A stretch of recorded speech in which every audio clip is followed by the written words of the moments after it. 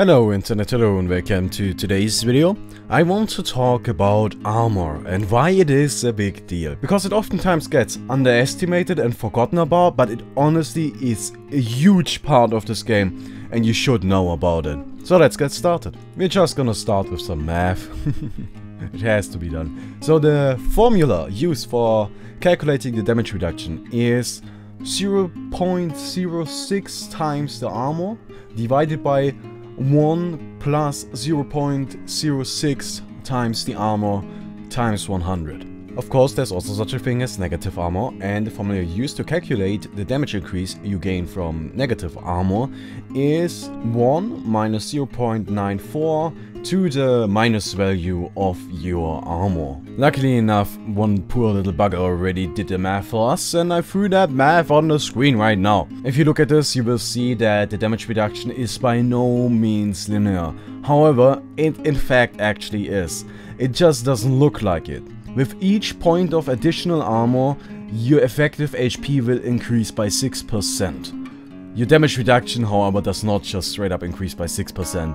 That would be absolutely ridiculous. Another interesting thing to note is that negative armor stops being effective as soon as you break a certain threshold. Once you put your enemy, or well, I guess yourself, at negative 20 armor, you will have reached a point where additional negative armor will not further increase the damage.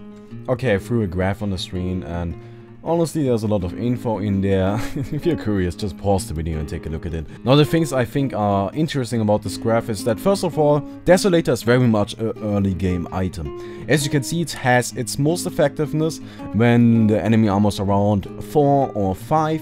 And honestly, that's just the early game. Later on it will taper off very quickly and do barely anything against agility carries, which will have 20 or more armor in the late game. Another thing I thought to be interesting is that minus 20 armor, which is straight up the Slaughter ultimate, is the most effective when the enemy has around 15, 16, 14 armor, which then again is the late game.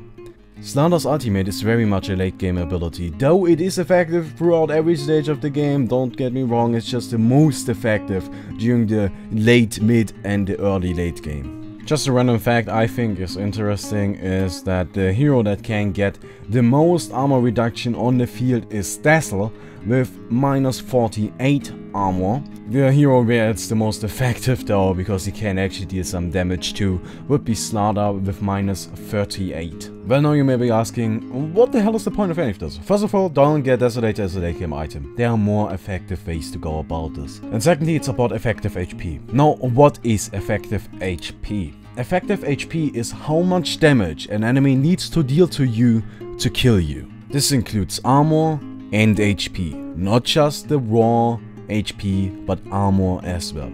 As I mentioned earlier on, for each point of armor, your effective HP increases by 6%. Now take a look at this graph. I took certain values of HP, 500 to 3000, and a certain amount of armor and calculated the effective HP you have actually got. Now the red fields are the fields where your effective HP is higher than the next threshold of actual HP.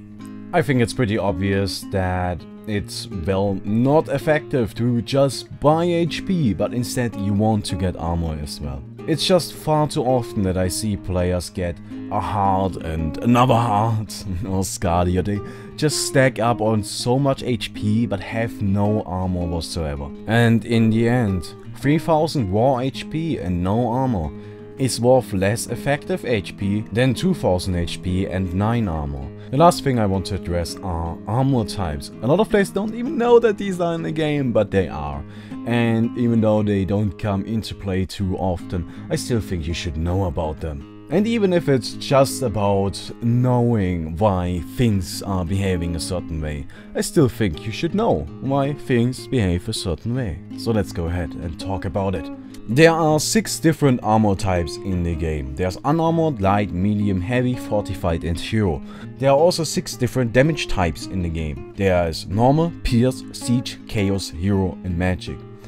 Yet again I put some graphs on the screen which show you which units have which type of armor. The problem with that is just that there's absolutely no consistency going on anywhere. In any of that. Nothing is consistent. Absolutely nothing. So there's really not a whole lot I can tell you about this. Except that there are a few interesting things in there. First of all, most jungle creeps and most summoned units are heavy in armor. Secondly, one thing I think is very much interesting is that a few jungle creeps actually do have chaos damage. Now, chaos damage is the only type of damage outside of hero damage that deals full damage to heroes.